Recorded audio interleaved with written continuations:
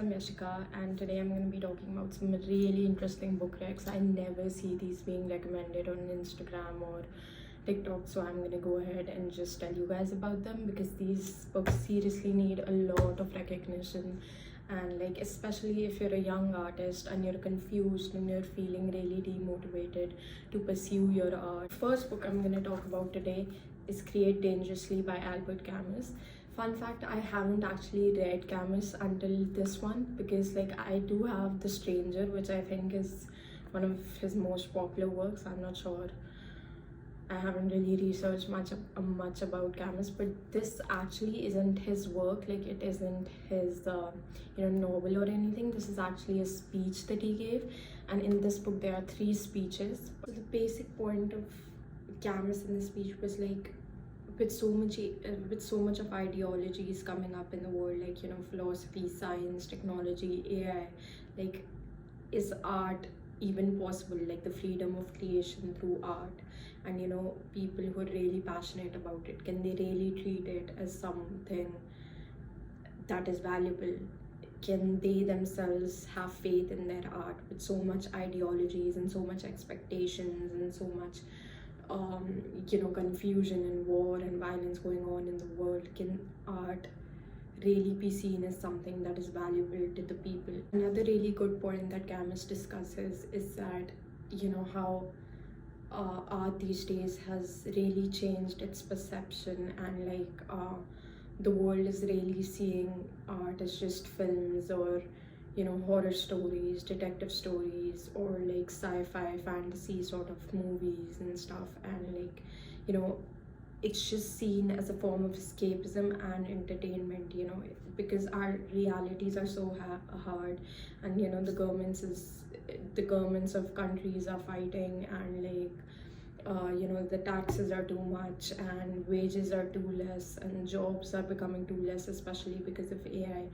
And everything in our realities is so bad, and sometimes it is good, but people go to watch movies just so they can escape that stress, and there's nothing wrong in that, of course, but at the same time, art has sort of become like a luxury. For example, a person who works in a physical labor job at the slum level, they wouldn't be able to afford these luxuries. They wouldn't be able to afford the luxury of art, of of this type of entertainment. So like it's really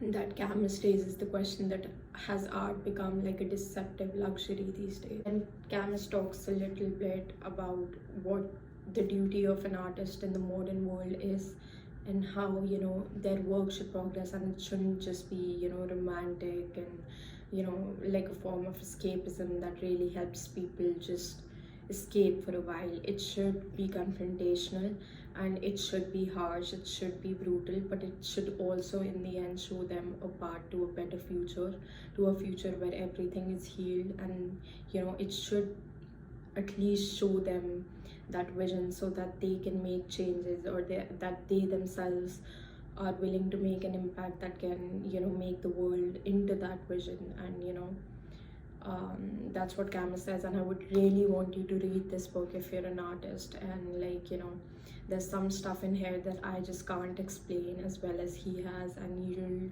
truly be inspired by it, so please do read it. Freedom is not a gift received from a state or a leader, but a possession to be won every day by the effort of each and the union of all. Something that he said that really appealed to me, because it really shows that even with different cultures, with different societies, with different countries, different towns, this is true because we all are humans.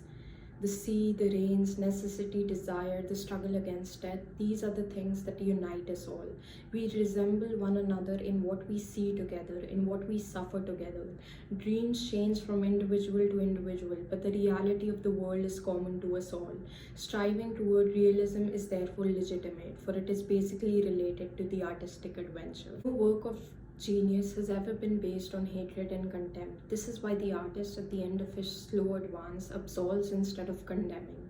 Instead of being a judge, he is a justifier. Our poisoned hearts must be cured, And the most difficult battle to be won against the enemy in the future must be fought within ourselves, with an exceptional effort that will transform our appetite for hatred into a desire for justice. Not giving in to hatred, not making any concessions to violence, not allowing our passions to become blind. These are the things we can still do for friendship.